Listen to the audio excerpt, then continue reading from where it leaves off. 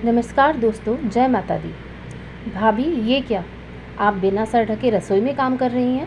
दिखता नहीं, पापा सामने हॉल में ही बैठे हैं। दीदी, आज बहुत गर्मी है। वैसे भी पापा जी का मुंह दूसरी तरफ है। भाभी, लगता है मामा जी के यहाँ गई हुई हैं। आप इस बात का फ़ायदा उठा रही हैं। माँ के सामने तो कभी आपका पल्लू नहीं हटता। अपनी ननद मानसी की इस बात पर अनुभा तिलमिला कर रह गई। वो मानती थी कि उसके सास ससुर पुराने ख्यालात के हैं, लेकिन ननद तो आज के ज़माने की ही थी। उसे तो भाभी को समझना चाहिए था, लेकिन सास की गैर मौजूदगी में जैसे मानसी ने ही सारे संस्कारों को पूरा करवाने का जिम्मा अपने ऊपर ले लिया था। वो अपनी भाभी की हर छोटी छोटी गलतियों का ध्यान रखती और इन सब की रिपोर्ट शाम को अपनी माँ को फ़ोन पर देती।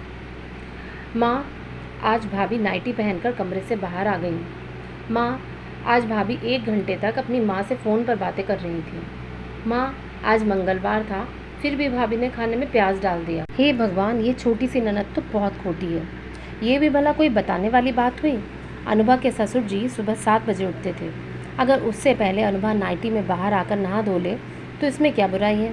खाली वक्त में अगर उसने अपनी माँ से बात कर ली तो क्या बुराई है? मानो उसने मंगलवार को खाने में प्याज डाल दिया और सबने मज़े से खा भी लिया। लेकिन ये बात भला ननद मानसी को कैसे हजम हो? अनुभा के पति अजय उससे कई बार कहते कि तुम सूट पहनना शुरू कर दो।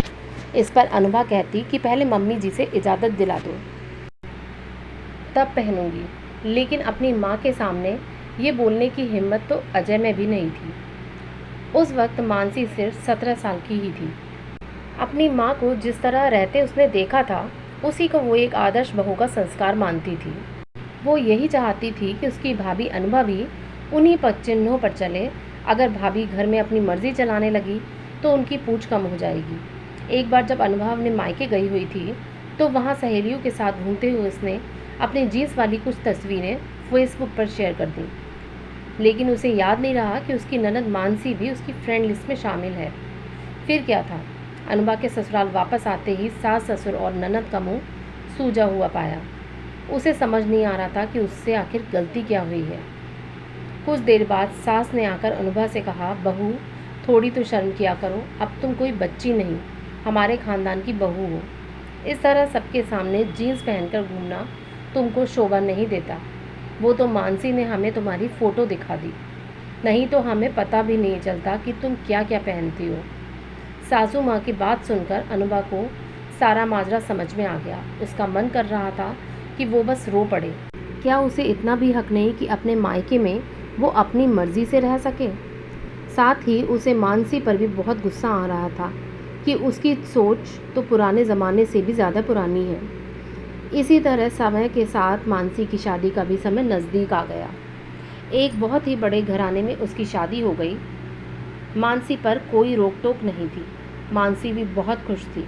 शादी के कुछ दिनों बाद तीज का त्यौहार आने वाला था, इसलिए अनुभा की सासू माँ ने अनुभा और बेटे अजय को शगुन का सामान और मिठाइयाँ देकर मानसी के ससुराल भेज दिया।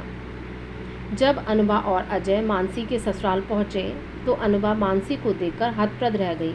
बिना दुपट्टा लिए मानसी कुर्ती पहनकर सास ससुर के सामने ही इधर उधर घूम रही थी। जब अपनी भाभी अनुभा से उसकी नज़रें मिली तो वो झेंप गई।